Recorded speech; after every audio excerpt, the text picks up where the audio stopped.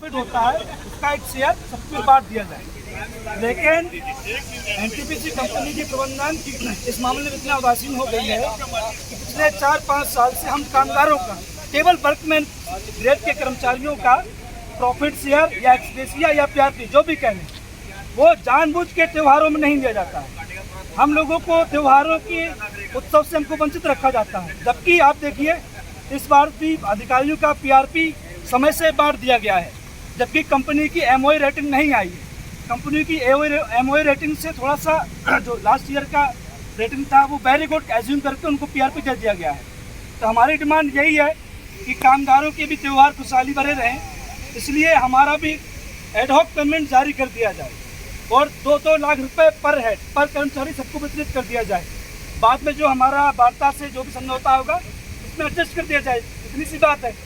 लेकिन पिछले 4 साल से ही हो रहा है, इसलिए हम लोग मजबूर हैं एक बार पुनः अपना दर्द, अपना दुख आप सबके माध्यम से, इस शांति मार्च के माध्यम से प्रबंधन तक पहुँचाने के लिए। पिछली बार भी आप लोग टेंडर मार्च, हाँ, पिछले साल भी यही सिस्टम था। उस समय भी बहुत सारे इशूज़ थे जो हमने प्रोटेस्ट किया, मैनेजमेंट ने उसको रिकॉग्नाइज किया, थोड़ा बहुत राहत दिया, डीपीसी ईवन के लिए बात करके, हालांकि हम लोग ईटू मांग रहे थे और कुछ और सुविधाएं थोड़ा सा दी। लेकिन जो मुख्य मुद्दे हैं पे स्केल पर अभी भी कोई ध्यान नहीं है। और जो कमेटियाँ बनाई गई थी, 4 सब कमेटियाँ, हमारे उसमें सारे मुद्दे कवर हो रहे थे। हमको आंखों में हमारी धूल झोंकने की लगता है, ऐसे बनाई थी, ऐसा लगता है। 11 सितंबर 2021 को ये 4 सब कमेटियाँ बनाई गई और 3 दिसंबर के पहले सबकी मीटिंग हुई, लेकिन किसी भी मीटिंग्स का मिनट्स ऑफ मीटिंग न तो एनबीसी में रखा गया, न हमारे पत्रों के जवाब में बताया गया। हमने कई बार मांगा और 3 दिसंबर की एनबीसी के बाद से अब तक एक बार भी उस कमेटी की मीटिंग नहीं हुई। तो हमको पता है हमारे साथ धोखा हो रहा है। इसके साथ इस धोखे के खिलाफ, इस षड्यंत्र के खिलाफ सभी कामगार मजदूरों को हम लोग एक करने वाले हैं और ये प्रोसेस हर एनटीपीसी के प्रोजेक्ट में आने वाले हैं अगर हमारे साथ न्याय नहीं हुई।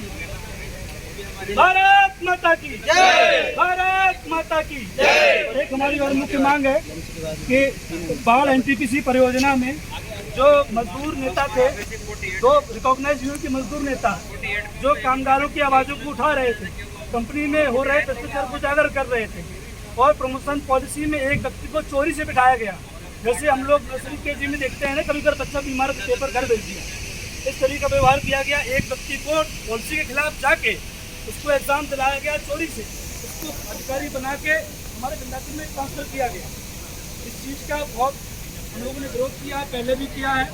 जब इस पर कोई सुनवाई नहीं हुई तो हम फिर इसको सड़क पे लेके आए हैं। हमारी डिमांड है कि उन्होंने जिन अधिकारियों ने ऐसे भ्रष्टाचार को बढ़ने दिया, पोषित किया, उनके ऊपर कार्रवाई हो और भ्रष्टाचार की आवाज़, भ्रष्टाचार के खिलाफ जिन्होंने आवाज़ उठाई उस चीज़ को मैनेजमेंट के सामने लाया, उनको निलंबित कर दिया।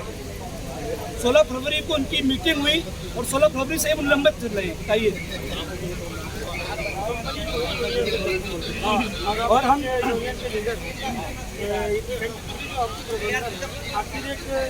यूनियन का क्यों नहीं सुन रहे? ये देखिए, मैं तो बात बोलता हूँ, मैनेजमेंट में बहुत सारे अधिकारी सही भी हैं, कुछ अधिकारी भ्रष्ट भी हैं, कुछ अधिकारी बहरे भी हैं। तो दुर्भाग्य से हमारा प्रबंधन में कुछ ऐसे अधिकारी हैं जो कामगार मजदूरों की, कर्मचारियों की बिल्कुल नहीं सुनते। अब क्यों नहीं सुनते हैं, हमारी समझ से परे है।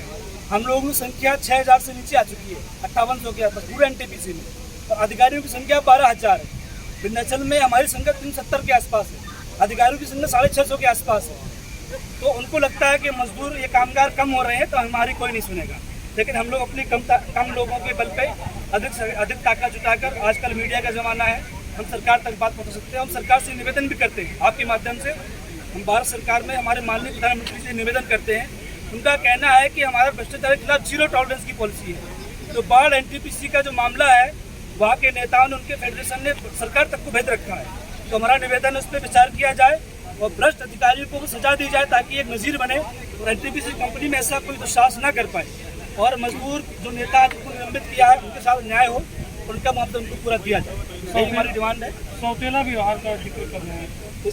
हमारा पेशकल का जो मुद्दा था उसमें 2018 के जो डीटी बैच के हमारे साथी लोग थे, उनका भी पेश ठीक किया, लेकिन वहाँ पर ठीक नहीं किया जहाँ तक हमारी डिमांड थी, जहाँ के हकदार थे उनका नोटिफिकेशन और 2016 के बैच के कर्मचारियों का नोटिफिकेशन सेम था, लेकिन दोनों को अलग अलग वेतनमान दिया गया।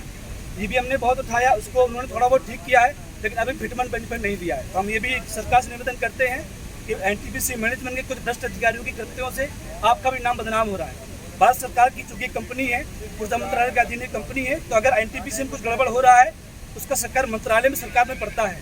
आपकी लोकप्रिय सरकार है, हम आपसे निवेदन करते हैं इस मैटर पर संज्ञान लीजिए और भ्रष्ट अधिकारियों को सस्पेंड करिए, उनके खिलाफ कार्रवाई करिए और हम लोगों को न्याय की हमको प्रदान करिए। पीआरपी लिखे हुए हैं आप लोग, पीआरपी की मांग कर रहे हैं, क्या आप कहेंगे?